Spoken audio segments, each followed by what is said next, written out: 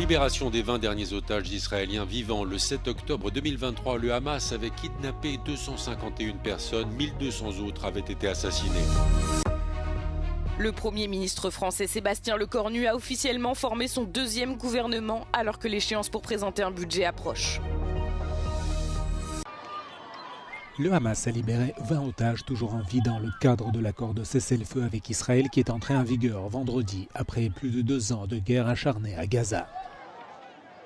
Les 7 premiers otages ont été remis à la Croix-Rouge aux premières heures du lundi matin, suivis d'une deuxième vague de 13 autres. Les familles et les amis des otages se sont rassemblés à Tel Aviv pour saluer leur libération. Beaucoup d'Israéliens se sont également tenus le long de la route pour encourager le convoi qui transportait les otages libérés. Les corps des otages morts doivent également être remis dans le cadre de l'accord, même si ce processus prendra probablement plus de temps. Plus de 1900 prisonniers palestiniens détenus par Israël devraient être libérés en échange. Bien que de grandes questions subsistent quant à l'avenir de Gaza, l'accord de cessez-le-feu a fait naître l'espoir de mettre fin à la guerre. Pour les Palestiniens de Gaza, il apporte une aide et un soulagement bien nécessaire à une population qui a enduré 2 années de bombardements israéliens, de famine et de déplacements massifs. Le président américain Donald Trump a déclaré qu'il pourrait envoyer des missiles de longue portée Tomahawk en Ukraine. Il en a parlé à bord d'Air Force One alors qu'il se rendait au Moyen-Orient. Il a souligné qu'il envisageait d'abord d'en discuter avec le président russe Vladimir Poutine. I might say, look, if this war's not going to get settled, I'm going to send them Tomahawks. I may say that. The Tomahawk is an incredible weapon, very offensive weapon. And honestly, Russia does not need that. They don't need that. Yeah, I might tell them that if the war is not settled, that we may very well do it. We may not, but we may do it. I think it's appropriate to bring up. Yeah, I want to see the war settled.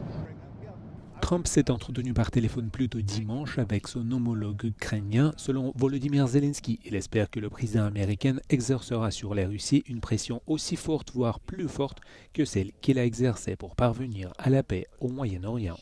Щойно я говорив з президентом Трампом, і це вже вдруге цими днями. Детально працюємо з Америкою, щоб посилити нас, нашу ППО, усі наші можливості захисту. Петріоти, передусім, інші системи, також наші активні дії, нашу далекобійність. Ми бачимо та чуємо, що Росія боїться, що американці можуть дати нам томагавки. Це сигнал, що саме такий тиск може спрацювати для миру. Le Kremlin a déjà laissé entendre que la fourniture par les États-Unis de missiles de longue portée à l'Ukraine nuirait gravement aux relations entre Moscou et Washington. Ces dernières semaines, Trump a adopté un ton nettement plus dur à l'égard de Poutine après que le dirigeant russe a refusé d'entamer des discussions directes avec Zelensky sur la cessation d'hostilités. Le président ukrainien Volodymyr Zelensky a déclaré avoir eu une deuxième conversation téléphonique consécutive avec son homologue américain Donald Trump, ainsi qu'un entretien avec le président français Emmanuel Macron. Ces conversations interviennent alors que la Russie a lancé une nouvelle attaque nocturne visant le secteur énergétique ukrainien à l'approche des mois d'hiver. La Russie a lancé plus de 100 drones, tuant 7 personnes et en blessant au moins 23 autres à travers l'Ukraine au cours des dernières 24 heures. Я говорив з президентом Сполучених Штатів Дональдом Трампом дуже детально щодо енергетики, щодо можливості посилити ППО.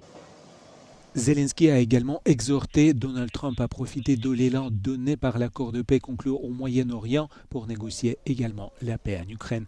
Le dirigeant ukrainien a accusé la Russie de profiter du conflit au Moyen-Orient et, je cite, d'exploiter le fait que les dirigeants mondiaux ont leur attention ailleurs.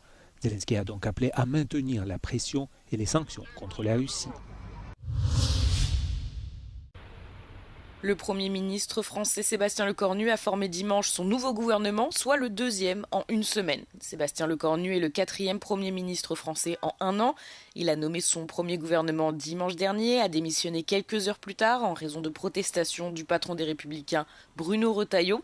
Il a ensuite été reconduit dans ses fonctions de Premier ministre vendredi. Parmi les nouvelles nominations figure l'ancienne ministre du Travail, Catherine Vautrin, qui occupe désormais le poste de ministre de la Défense, et place Beauvau, le préfet de police de Paris, Laurent Nunez, qui a géré la sécurité pendant les Jeux Olympiques de Paris 2024. Roland Lescure prend le poste de ministre des Finances, un rôle clé, alors que la France cherche à élaborer un budget pour faire face à l'augmentation de la dette et de la pauvreté. Le chef de la diplomatie, Jean-Noël Barrot, conserve son poste. On ne sait pas combien de temps durera ce nouveau gouvernement. Le Cornu continue de subir des pressions pour produire d'urgence un budget et mettre fin à la crise politique prolongée qui touche le pays. Un des partis de gauche, LFI, et celui d'extrême droite, le RN, ont indiqué déposer des mentions de censure envers le nouveau gouvernement, dont la première réunion devrait se tenir mardi, au retour d'Emmanuel Macron d'Égypte, et avant le discours de la politique générale de Sébastien Lecornu dans l'après-midi. En Espagne, les îles Baléares sont sous l'eau après que des pluies torrentielles provoquées par la tempête Alice se sont abattues sur tout l'est du pays. À Ibiza, où les pluies ont provoqué des inondations pour la deuxième fois en 2 semaines, la garde civile a secouru dimanche une personne piégée dans son véhicule dans un passage souterrain de l'autoroute EI20. La victime a été extraite par les portes arrière de la voiture avant d'être prise en charge pour des soins médicaux. L'unité militaire d'urgence a été déployée pour drainer l'eau et dégager la boue à l'aide de pompes et de machines. Des dizaines de vols à destination de l'île ont été annulés ou retardés au cours du week-end.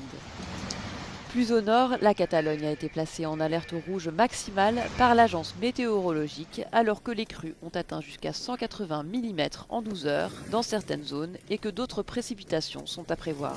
Les villes de la Rapita et de Santa Barbara, dans la province de Tarragone, ont été envahies par la boue, endommageant de nombreuses habitations et plusieurs personnes se sont retrouvées piégées dans leur voiture, les routes étant devenues impraticables. La tempête Alice a également provoqué d'importantes inondations dans la région voisine de Valence, où les liaisons ferroviaires entre Barcelone et la ville de Valence ont été suspendues jusqu'à nouvel ordre.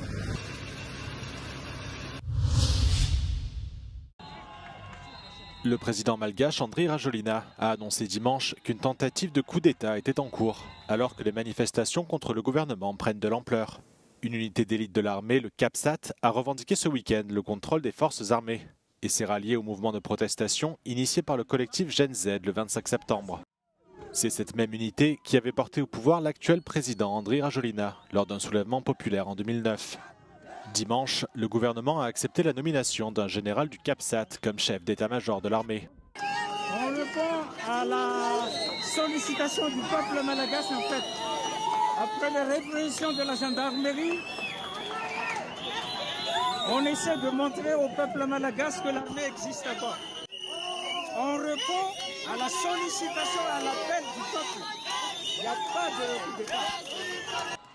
Les manifestations contre les coupures de courant et d'eau se sont muées en protestations plus larges contre le gouvernement malgache. Les Nations Unies font état d'au moins 22 morts depuis le 25 septembre, tandis que le président évoque lui une douzaine de morts, tous des pilleurs et des casseurs selon lui.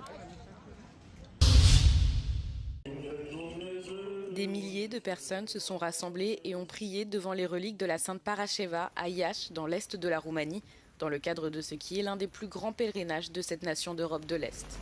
L'année dernière, 300 000 personnes ont fait le déplacement.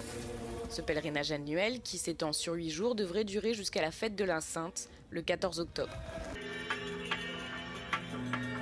Les reliques de la Sainte Parascheva ont été sorties de la cathédrale et placées sur un dais où elles resteront jusqu'au 16 octobre. Bine, plouat, frig, dar am răbdat. Bă, da, prost, mulțumesc prea sfintei. Am meritat? Da, da. Mai ales că am văzut cum au dus-o. Da. Vremea rea nu i-a descurajat pe credincioși să vină în prima zi de pelerinaj în capitala Moldovei. La un moment dat, rândul s-a întins și pe aproape 2 kilometri distanță. Oamenii au venit echipați cu umbrele și pelerine pentru a rezista atât cât este nevoie. E sfântă să aveți! Ploaia nu ne topește, ne întărește, nu? Ne încălzim cu rugăciune sfântă. E o bucurie mare să fim pe drumul acesta. Când se apropie ziua Sfintei, simțim așa o chemare, o bucurie, nu știu să vă spun, ceva inexplicabil. Ne aduce bucurii, încărcare sufletească pentru un an de zile, ne rugăm pentru copii, pentru liniște în țară și peste hotare. À l'occasion, toute la place centrale de la capitale régionale et le centre-ville étaient parés de fleurs colorées. Des chrysanthèmes surtout, mais un baldaquin a été décoré selon un thème spécial. Tematica acestui an, anul 22, de când aducem veșmântul de flori, da? Este Sinfonia Crinului. Avem niște crini care au niște flori deosebite, cu un parfum pe care o să-l resimțim și de care o să ne bucurăm împreună. Sunt colorate, mari, frumoase și sunt multe. 58.000 de crizanteme au fost pregătite pentru a înfrumuseța orașul Iași. Fie că vorbim de crizanteme galbene, albe, grena, roz, toate vor putea fi admirate în aceste zile la Iași. La Sainte Parasheva est vénérée depuis des centaines d'années, particulièrement dans les Balkans, mais plus généralement au sein de l'Église orthodoxe. Sfintele ei moaște au peregrinat de-a lungul aproape unui mileniu de când a trăit pe acest pământ în mai multe țări. Vorbim de Grecia, de Serbia, de Bulgaria, pentru a ajunge apoi aici la Iași în anul 1641. La fête de la Sainte Parasheva, protectrice de la région de Moldavie, a été fixée par l'Église orthodoxe en 1955. Les jours précédant le 14 octobre sont généralement les plus chargés pour la ville de Iași et chaque année, des milliers de pèlerins de toute la Roumanie font le voyage jusqu'à la capitale régionale.